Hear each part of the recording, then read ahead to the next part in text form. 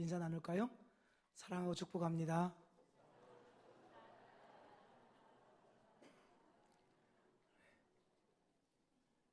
우리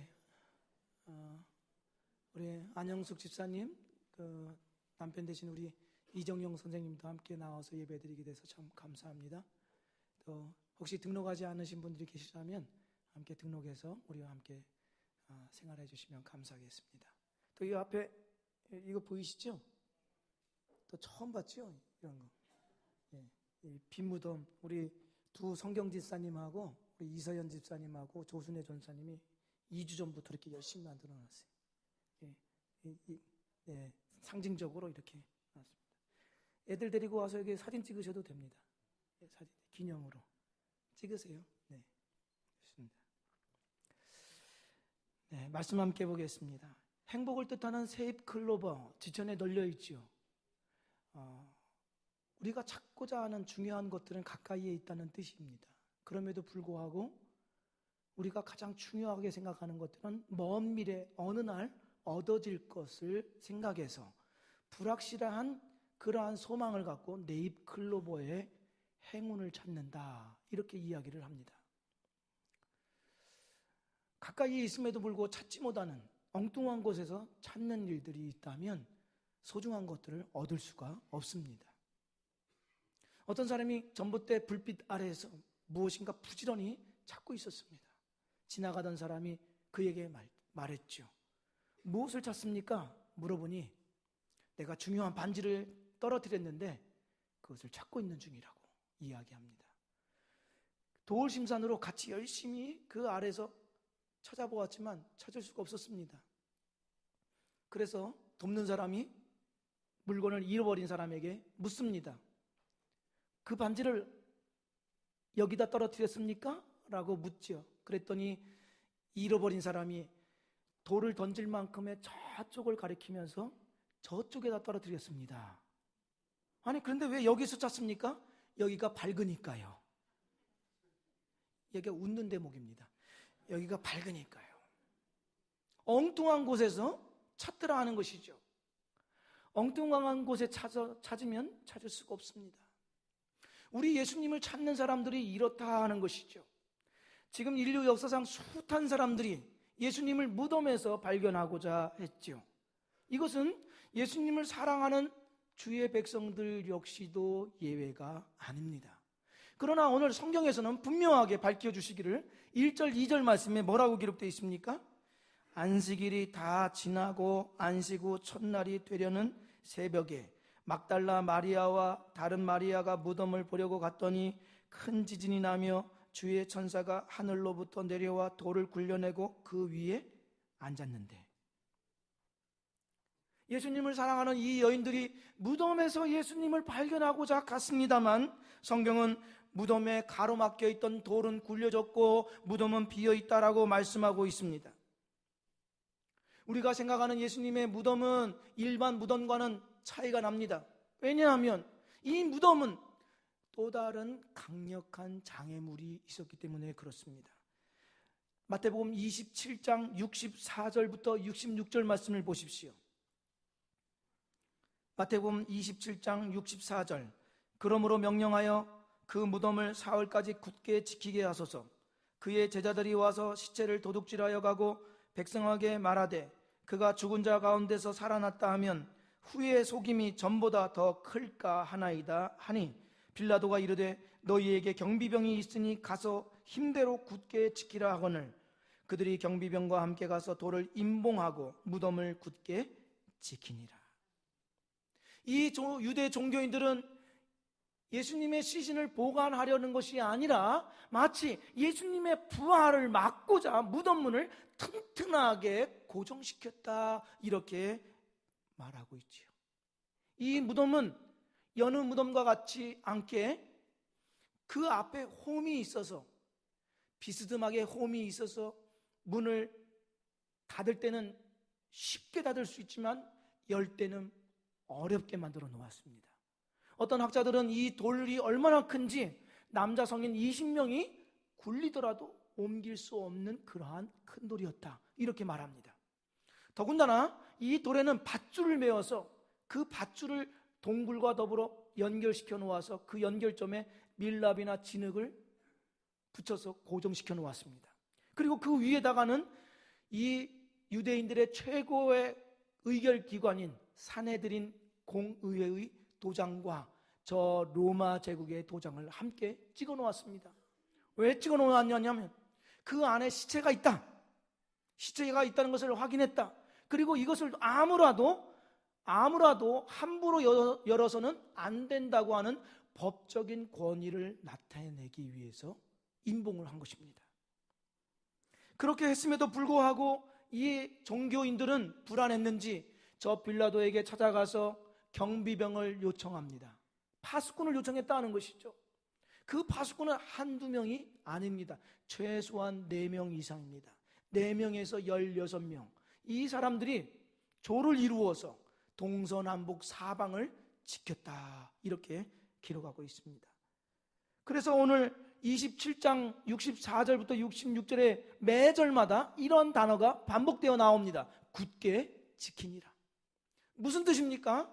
저들이 할 수 있는 모든 수단과 방법을 동원해서 예수님이 무덤에서 나올 수 있는 가능성을 다 차단했다, 이렇게 뜻하는 것입니다. 하지만 임봉한 것은 찢어졌지요. 돌문은 옮겨졌습니다. 그리고 지키던 경비병들은 얼어붙었거나 도망치고 말았습니다. 이 돌문은 옮겨졌지요.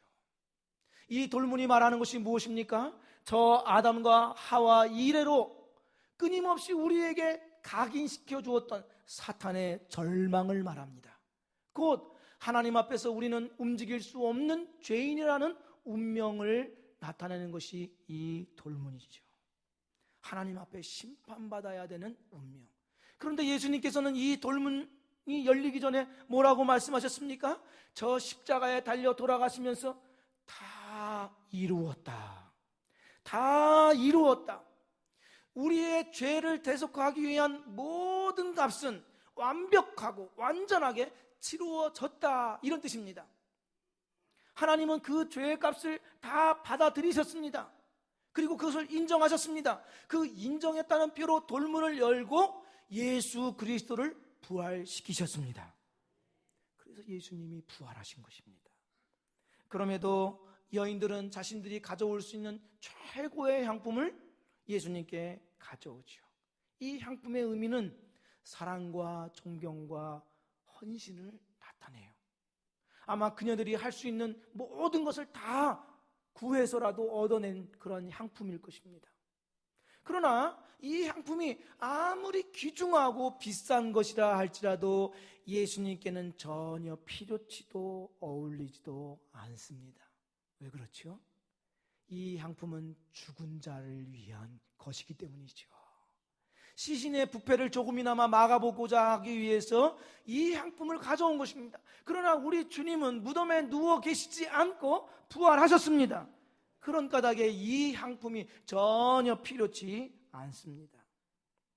영원히 살아계신 분에게 죽은 향품이란 모욕적인 것입니다. 신자에게 가지고 있는 신앙이란 바로 이런 것입니다. 우리가 섬기는 주님은 우리가 사랑하지만 무덤에 누워 계신 분을 기념하기 위한 모임이 아닙니다. 우리는 지금도 영영히 살아계신 우리 주님을 위한 부활 공동체인 줄로 믿습니다. 예수님이 이미 부활하신 까닭에 우리도, 그의 몸된 우리도 역시 부활하심을 믿고 이미 부활했음을 믿음으로 모여있는 주의 백성들인 것이죠. 그러니 이 부활 승리를 흐릿하게 만들거나 왜곡시키는 어떠한 악한 의도도 다 배격해야만 합니다. 때로는 우리의 연약함이 주님의 부활을 의심하게 할 수 있습니다. 때로는 우리가 죄에 넘어지고 실패한 까닭에 나도 부활 영광에 참여했다는 것을 의심하게 할 수도 있지요. 때로는 우리의 자격 여부, 기타 여러 가지 것들로 나는 그리스도의 부활에 참여한 자인가라는 의심을 갖게 하는 이 모든 것들을 배격해야만 합니다. 왜냐하면 우리는 우리의 능력이나 우리의 실력으로 살아가는 자가 아니라 예수님의 부활 능력과 그 은혜로 살아가는 자들이기 때문에 그렇습니다. 존 버년이라고 하는 사람이 철로역정이라는 책을 썼죠. 거기에 순례자인 크리스찬과 악한 자 아볼루운이라는 자가 대결하는 장면이 나옵니다. 이 악한 자 아볼루운이 순례자의 모든 죄의 목록을 들이대면서 크리스찬이라고 하는 이 이름이 너에게 걸맞지 않다고 비난하고 조롱합니다. 그때 이 순례자가 이렇게 응대합니다. 전부 사실이다. 심지어 내가 빠뜨린 것이 훨씬 많다. 하지만 내가 섬기고 예배하는 왕은 자비로우시다. 기꺼이 나를 용서하신다. 나는 내 왕의 사면장을 얻었다. 이렇게 대결했습니다. 이 부분을 신학자인 싱클레어 퍼거슨이라는 분은 이렇게 자기 말로 달리 표현했습니다. 너는 나의 죄와 실패를 절반도 모른다. 나는 내가 생각하는 것보다 훨씬 더 나쁘다. 나는 나 자신의 의로움을 믿지 않는다. 너를 정복할 나의 능력도 믿지 않는다. 나는 나의 왕 예수님의 의로움과 능력을 믿는다. 그분은 나를 용서하시기 위해 그리고 너를 정복하기 위해 죽으셨고 다시 살아나셨다. 아멘. 아멘. 이 고백이 우리의 고백이 되어 우리 주님께는 찬송이 되고 우리에게는 승리의 선언이 되기를 주의 이름으로 축복드립니다. 이 여인들은 죽은 자를 위한 향품을 가지고 나왔습니다. 그때 천사들이 무덤을 열어 보이면서 이 여인들에게 들려준 말씀이 있습니다. 5절 6절 보십시오. 이렇게 말하죠. 너희는 무서워하지 말라. 십자가에 못 박히신 예수를 너희가 찾는 줄을 내가 아노라. 그가 여기 계시지 않고 그가 말씀하시던 대로 살아나셨느니라. 와서 그가 누우셨던 것을 보라. 천사들은 여인들이 두려워할 것을 알았습니다. 그래서 두려워하지 말라. 4절에 보니까 경비병들도 두려워서 얼음장같이 얼어붙었습니다. 그런데 그들에게는 아무 말도 하지 않고 이 여인들에게 대해서 천사들은 두려워하지 말라. 또 예수님께서도 10절에서 이 여인들을 향하여서 무서워하지 말라. 무서워하지 말라. 이렇게 말씀하십니다. 무엇 때문에 이 두려워하지 말라는 말씀을 들려주시고 이것이 우리에게 하나님의 백성으로 큰 위로와 능력이 되는 것일까요? 6절 말씀을 다시 한번 보십시오. 6절을 한 목소리로 읽겠습니다. 그가 여기 계시지 않고 와서 그가 누우셨던 것을 보라. 여기 단서가 있습니다. 여기 계시지 않고 어떤 대로? 그가 말씀하셨던 대로 이렇게 말씀합니다. 그가 말씀하셨던 대로 예수님이 부활하셨다 이렇게 말씀합니다. 예수님은 일찌감치 저 마태복음에서 제자들을 향하여서 십자가에 죽을 것이나 3일 만에 다시 살아나실 것을 말씀하셨습니다. 마태복음 17장 23절 말씀에 기록되어 있죠. 그리고 마태복음 19장에도 기록되어 있습니다. 17장 9절과 23절에 기록되어 있습니다. 또 20장 23절에도 기록되어 있습니다. 26장 31절 32절에도 예수님이 다시 살아나실 것에 대해서 지속적으로 제자들에게 말씀하셨습니다. 그 말씀대로 다시 살아나셨다는 것입니다. 그러니 주님의 능력은 십자가의 능력 아래에 있지만 죽음의 권세가 그를 제압하지 못할 것이라는 것입니다. 사망 권세도 하나님께서는 능력으로 제압하실 것을 말씀하고 계신 것입니다. 온 우주 만물을 다스리시되 사망 권세까지도 다스리시는 능력이 주님께 있음을 밝혀주시는 것이죠. 그 주님이 우리의 주님인 까닭에 두려워하지 말라 이렇게 말씀하십니다. 모든 것이 말씀대로 이루어졌으니 두려워하지 말라. 그렇다고 한다면 성경에 기록되어 있는 예수님의 말씀과 약속은 헛방이 아닙니다. 실언도 될 수가 없고 허언도 될 수가 없습니다. 하나님이 약속하신 바는 결코 변치 않습니다. 약속은 했지만 지켜낼 능력이 없는 무능력한 하나님도 아닙니다. 우리가 다 잘 알고 있는 민수기 24장 3장 19절 말씀 아시죠? 하나님은 사람이 아니시니 거짓말을 하지 않으시고 인생이 아니시니 후회가 없으시도다. 어찌 그 말씀하신 바를 행하지 않으시며 하신 말씀을 실행치 않으시랴. 하나님께는 시건하는 말이 없다는 것입니다. 말씀하신 바를 반드시 이루신다는 것이죠. 그렇다면 주님께서 말씀하신 바대로 십자가에 죽으셨고 부활하셨다고 한다면 동일하게 재림 역시 그 말씀 그대로 일어날 것입니다. 사도행전 1장 10절 11절 말씀에 올라가실 때에 제자들이 자세히 하늘을 쳐다보고 있는데 흰옷 입은 두 사람이 그들 곁에 서서 이르되 갈릴리 사람들아 어찌하여 서서 하늘을 쳐다보느냐. 너희 가운데서 하늘로 올려지신 이 예수는 하늘로 가심을 본 그대로 오시리라 하였느니라. 주님의 부활이 말씀대로 이루어졌다고 한다면 재림 역시 말씀대로 이루어질 것이라는 확신입니다.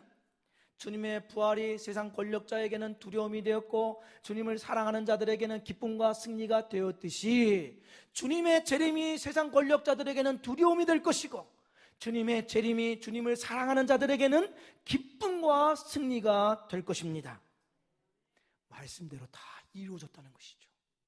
구약의 예수님에 관한 직접적인 예언은 300개, 간접적인 예언은 200개, 500개가 넘습니다. 다 이루어졌죠. 다 이루어졌습니다. 하나만 남았습니다. 무엇만 남았습니까? 재림만 남았습니다.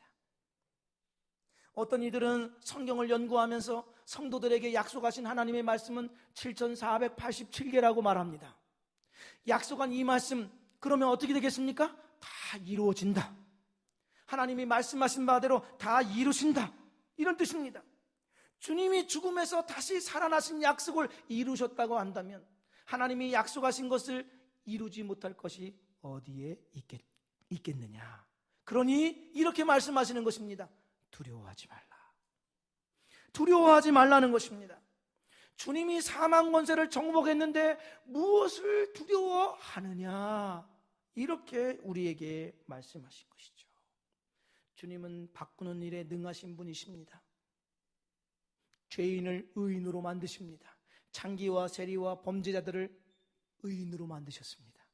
세상의 제도와 법과 질서와 학문과 소유가 죄인을 의인으로 만든다는 이야기 들어보셨습니까? 아닙니다. 주님이 그렇게 만드십니다. 골고다 언덕 기억하시죠?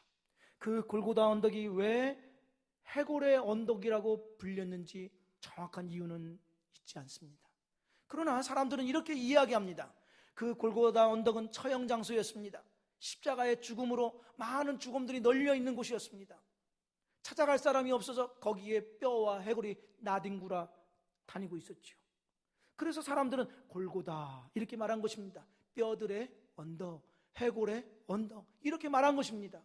그런데 이 해골의 언덕이 어떻게 변화했습니까? 우리는 갈보리의 십자가 골고다 언덕을 사모하죠. 왜 그렇습니까? 주님이 그곳을 변화시키셨기 때문에. 벤허라는 영화가 있습니다. 벤허 영화가 있죠.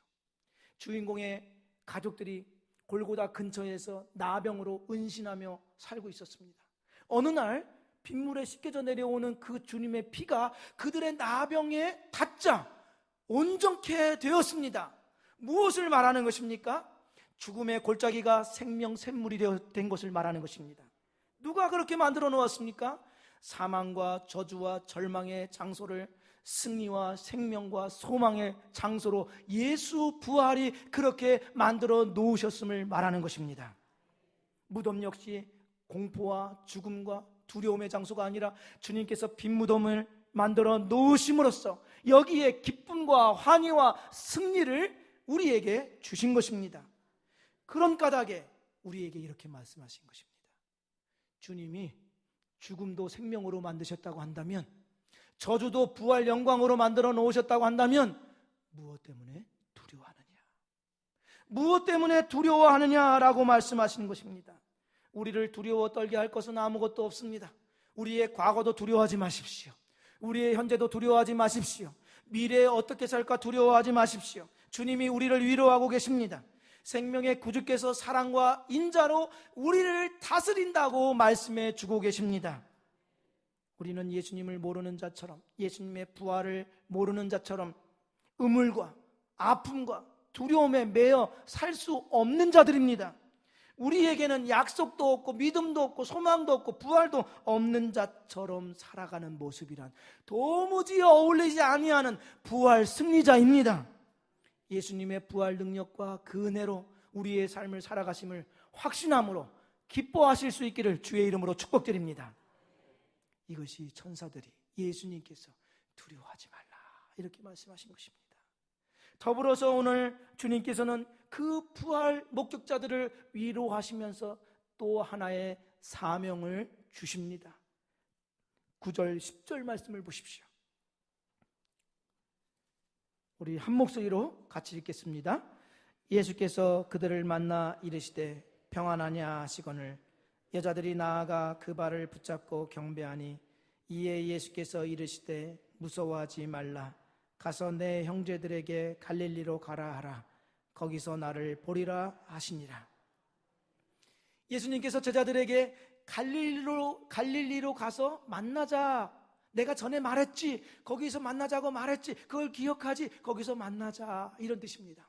앞서 7절에서도 천사들이 동일하게 갈릴리로 가서 만나자는 이 메시지를 여인들이 제자들에게 전해주라고 이야기합니다. 지금 제자들은 어떤 상황에 있습니까? 우리 마태복음 26장 31절 32절을 보시기 바랍니다. 마태복음 26장 31절 32절. 그때에 예수께서 제자들에게 이르시되 오늘 밤에 너희가 다 나를 버리리라. 기록된 바 내가 목자를 치리니 양의 떼가 흩어지리라 하였느니라. 또는 나를 인하여 실족하리라. 그러나 내가 살아난 후에 너희보다 먼저 갈릴리로 가리라. 31절과 32절의 상황을 보십시오. 31절은 제자들이 예수님을 다 배신하고 버린다는 말씀입니다. 그리고 나서 32절은 그러나로 시작됩니다. 무슨 말입니까? 예수님은 그들의 배신과 부인과 절망과 스스로의 낙심에 처해 있을 것을 아셨습니다. 그들의 배은망덕함을 알고 계셨습니다. 그러나 그들을 버리지 않고 그들과 함께 만나주겠다 이 말씀하십니다. 제자들은 지금 예수님의 죽음 이후에 자책감으로 시달렸습니다. 예루살렘 한 곳에 들어가서 문을 꼭 걸어 잠그고 숨어 지냈습니다. 왜냐하면 공권력이 두려웠기 때문이죠. 그리고 자신들이 무슨 일을 했는지 이제야 알게 되므로 얼마나 자신들이 악한 자인지, 얼마나 신의가 없는 자인지, 의지와 결심은 있었으나 그 의지와 결심을 뒷받침해 줄 만한 능력과 지혜가 없는 그러한 무기력한 인간임을 알고 있었습니다. 절망 중에 있었다 하는 것이죠. 그러한 자들을 여인들이 찾아가서 일어나라, 주님이 너희들을 부르신다, 만나주기를 기뻐하신다, 갈릴리로 가라, 이렇게 일러주라는 것입니다. 특별히 마가복음에서는 베드로의 이름이 따로 언급이 되어 있습니다. 마가복음 16장 7절 말씀에 가서 그의 제자들과 베드로에게 이르기를 예수께서 너희보다 먼저 갈릴리로 가시나니 전에 너희에게 말씀하신 대로 너희가 거기서 배우리라 하라 하는지라. 무엇을 말씀하시는 걸까요? 베드로는 3번 예수님을 부인했습니다. 그럼에도 불구하고 예수님은 너를 버리지 않는다, 너를 만나기를 기뻐하신다, 그러니 갈릴리에 가서 만나자, 이 소식을 전해주라는 것입니다. 지금 예수님을 여인들은 그의 발을 붙잡고 경배하고 있었습니다. 얼마나 기뻐했겠습니까? 예수님을 오랫동안 함께 그의 곁에 머무르기를 원했죠. 그러나 예수님은 이렇게 말씀하시는 것입니다. 나를 떠나서 그들에게 가라. 나를 떠나서 그들에게 가라. 절망과 슬픔의 눈물로 뒤범벅되어 있는 그들을 찾아와서 나의 부활 소식을 안내해주고 그들과 만남을 기다리고 있다고 알려주어라, 이런 뜻입니다. 이것이 기독교 신앙입니다. 이것이 부활 신앙입니다. 한 번은 베드로와 야고보와 요한이 변화산에 가서 예수님의 옷이 휘어지기를, 이 세상에서 세탁할 수 없는 그런 흰 옷으로 변화된 것을 보았죠. 얼마나 그 광경이 황홀했던지 베드로는 자기가 무슨 말을 하는지도 모를 정도로 초막을 지어서 그곳에서 머물기를 원했습니다. 그러나 마태복음 기자는 이렇게 말합니다. 예수님과 함께 그들이 산에서 내려왔다. 황홀한 그 자리에서 현실을 대면하기 위해서 내려왔다, 이렇게 말합니다. 현실을 대면했다, 이런 것입니다. 이것이 기독교 신앙입니다. 예수님을 아는 자들은 황홀경에서 내려와야만 합니다. 황홀경에서 내려와서 우리의 삶의 현실로 들어가야만 합니다. 우리의 삶의 현장이야말로 예수님이 주신 사명의 삶을 살아가는 터전이 됩니다. 현실이라는 이 터전은 예수님께부터 받은 이 사명을 살아야 할 곳이지요. 그곳입니다. 죄악과 무기력에서 헤매이는 자들을 도와줄 자들은 다른 곳에 있는 자들이 아니라 우리의 삶에서 부딪히며 만나는 그러한 자들입니다. 그들은 하나같이 마음의 문을 굳게 닫고 있습니다. 예수님을 싫어하고 의심하고 욕하는 자들입니다. 우리에게 예쁘게 보이지 않는 자들입니다. 우리의 자존심을 상하게 하는 자들입니다. 그럼에도 불구하고 그들에게 가서 그들의 절망을 꺼내어 예수 그리스도의 부활 생명과 잇대어 주기를 요청하고 있는 것입니다. 이것은 어려운 일입니다만 그렇게 하도록 말씀하고 있습니다. 1948년 미국 캘리포니아 세크라멘토 강 기슭에 제재소의 한 방수로를 제임스 마셜이라는 사람이 시험하고 있었습니다. 점검하고 있었죠. 왜냐하면 전날에 엄청난 양의 폭우가 쏟아졌기에 이 방수로에 이상이 있지 않는가 살펴보기 위함이었습니다. 그 방수로에는 거센 물살이 휩쓸려 가고 있었어요. 그 아래는 암석 조각과 자갈들로 가득 있었고 그 위에 진흙이 덮였는데 가만히 자세히 살펴보니 거기에 희미하게나마 빛나는 콩알만한 물체가 있었습니다. 이 마샬은 그 콩알만한 물건들을 몇 개 집어다가 자기의 상관인 존 셔터에게 보여주죠. 이 두 사람, 마샬과 존 셔터는 방문을 꼭 걸어 잠그고 약재용 저울을 사용해서 몇 번이고 이 콩알만한 물건을 재어보기 시작합니다. 그리고서 몇 번이나 확인한 결과 순도가 매우 높은 금이라는 사실을 확신하게 됩니다. 그리고서 두 사람이 약속을 하죠. 우리 동업자다. 이 사실을 누구에게도 말하지 말자라고 굳게 약속을 합니다.